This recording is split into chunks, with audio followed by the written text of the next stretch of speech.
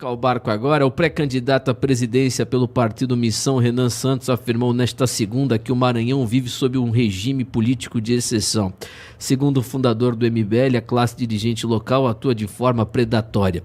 Durante entrevista ao programa Frente a Frente, produzido pelo jornal Folha e pelo portal UOL, Renan declarou que o Estado necessita de uma intervenção estrutural profunda para romper com o que chamou de elites parasitárias. Solta o áudio aí, por favor. O senhor tem, a gente percebe, uma estratégia digital muito ativa, né? Isso já vem, é um legado do próprio MBL, que sempre foi muito ativo em redes sociais, junto ao público jovem, e a gente percebe um esforço, como o senhor está falando, de se tornar conhecido, de se colocar como candidato do grande público. E aí há uma estratégia de dar muitas declarações de impacto, fazer barulho, gravar vídeos que dão repercussão. Eu vou citar alguns exemplos aqui que eu colhi nas suas redes sociais de declarações muito polêmicas que o senhor deu, e algumas até que levantam até questionamentos. Por exemplo, o senhor gravou um vídeo em Mossoró, no Rio Grande do Norte, em que o senhor fala que vagabundo se trata na bala, se mata, se elimina. Aí depois o senhor também deu uma declaração, quando o senhor fala do Flávio Bolsonaro, que tem que acabar com a raça do Flávio Bolsonaro. Depois o senhor falou que era uma coisa mais metafórica, mas enfim, está lá a declaração. Uma declaração famosa também quando o senhor esteve no Maranhão, dizendo que os maranhenses votam mal, por isso tinha que ter um interventor no Maranhão. Esse tipo de estratégia, né, de tentar chocar talvez a população, isso não pode se voltar contra o senhor lá na frente quando se for analisar se é um candidato sério para valer, de credibilidade? Na verdade, que não busca só lacrar, desculpa. Mas não é nem uma lacrada, eu realmente acredito nisso e não foi muito como estratégia. Se eu for olhar a estratégia clássica que os marqueteiros recomendam, eu deveria ir em Mossoró ficar falando, ô, povo bom, eu vou cuidar de vocês, que é a estratégia de 99% dos políticos, inclusive os da direita. Quando eu fiz esse vídeo em Mossoró, eu estava falando sobre a história que a população de Maranhão de Mossoró teve, no enfrentamento ao banditismo local, às gangues, inclusive no período do Lampião.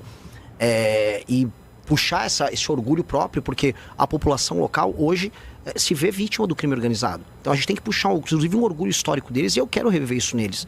Quando eu falei do Flávio Bolsonaro, se eu falar em termos literais, seria o que acabar com a família Bolsonaro do norte da Itália, a etnia deles? Não é. Eu estou falando novamente de uma superação política de uma família que faz muito mal à direita brasileira.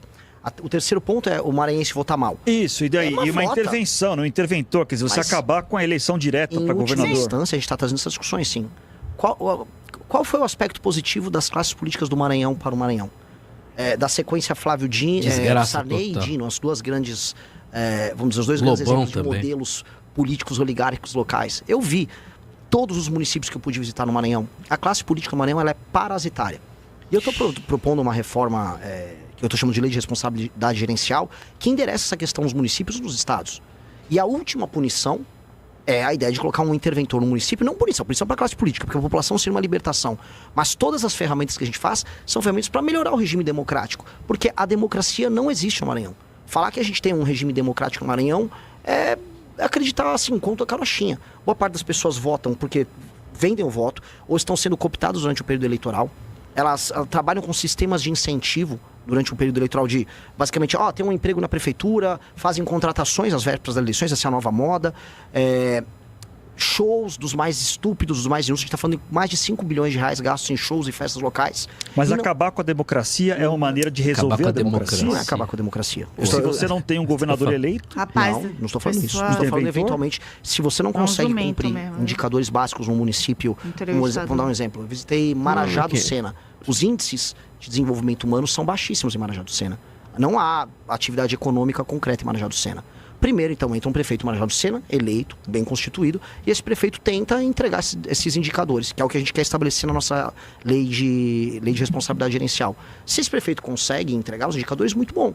Agora, o que ele não vai poder fazer, é o que eles fazem hoje, ele pega uma prefeitura com 10% de saneamento e entrega com 9% de saneamento. Os sistemas, vamos dizer, de prover água, ou vamos colocar a educação no ranking do SAEB, baixíssimos. Ele não melhora nada. Só que chega a véspera da eleição, ele compra o voto da população e se reelege. Pois bem, se ele não cumprir indicadores mínimos, ele não vai poder participar da reeleição. Outra pessoa participa da eleição. e os indicadores e o sistema a gente está desenhando para ser uma legislação muito simples e objetiva, com critérios que qualifiquem a democracia. Porque hoje, em lugares onde as pessoas são muito humildes, elas vão votar pensando no estômago, com medo de perder o emprego, com medo de perder a renda, porque a classe política local, parasitária ela própria, não liga para a melhoria na vida dessas pessoas. Então, a democracia, nominalmente há, mas de fato não há. A democracia, quando surgiu na Grécia, ela tinha como pressuposto a ideia de que eram homens livres participando disso. Infelizmente, boa parte da população nos lugares mais pobres do Brasil não são tratados como pessoas livres. São tratados como vassalos. E a gente precisa entregar a cidadania para essas pessoas. Mas o senhor não acha que, de certa forma, é tirar o poder do voto dessas pessoas? Porque eles se tem querem uma coisa fazer na com que o Renan diga que é contra a democracia. Para pobres, ricos, mulheres, homens, é o voto. E aí, se o senhor avalia, olha, esse prefeito não fez um bom trabalho, então agora a população não vai ter direito a votar nele. Não fica estranho essa intervenção com a democracia? Muito pelo contrário. Novamente eu falei, uma intervenção no município é só num caso muito grave, em que aquele município não está atingindo por 8 anos um indicador de desempenho. Agora, nos primeiros 4 anos, se um prefeito não consegue entregar essa melhoria nos indicadores de desempenho, e aí ele aparece na pesquisa com 50%, 60%, entendam, essa é a regra. É isso que acontece em todo o Brasil. Os prefeitos nessas cidades pequenas, com péssimo IDH, eles se reelegem. O que eu estou fazendo é, olha, este prefeito não vai poder concorrer à reeleição. Não melhorou um indicador, vive de repasses federais e não consegue melhorar a vida das pessoas. Aí as pessoas votam por quê? A gente sabe que a regra nesses lugares é a compra de voto. Então não há democracia ali. Quando a gente fala, mas essa pessoa está perdendo voto, primeiro, isso seria uma atitude extrema no final da ponta, se aquela cidade não consegue melhorar um indicador. E por um pequeno período de tempo, até a gente conseguir recompor esses indicadores. Se isso, antes disso não for feito, a gente vai continuar vivendo a ilusão, que é uma ilusão que a gente acredita desde 88, que existe democracia em Marajá do Sena. Perfeito. Não existe democracia em Marajá do Sena. Gente, não existe democracia em maior parte das cidades pequenas do Brasil. Valeu. Parabéns aí para o Renan Santos. Bicho. Com certeza. O que eu mais gosto do Renan é que ele não fala o que o povo quer ouvir. Ele fala o correto, o necessário. Ele pode falar o que o povo mais inteligente quer ouvir. Quem concorda com ele. Mas a grande massa de brasileiros, tenho certeza que ouviriam os jornalistas falando, então você está dizendo que não existe democracia. Você não quer democracia. Grande parte dos brasileiros acreditaria nos jornalistas do UOL aí, da Folha de São Paulo. Mas o Renan não está preocupado com o que a maioria dos brasileiros estão achando. Ele está defendendo o correto, o justo, o necessário. A situação do Maranhão, eu já morei naquele estado, 8 meses.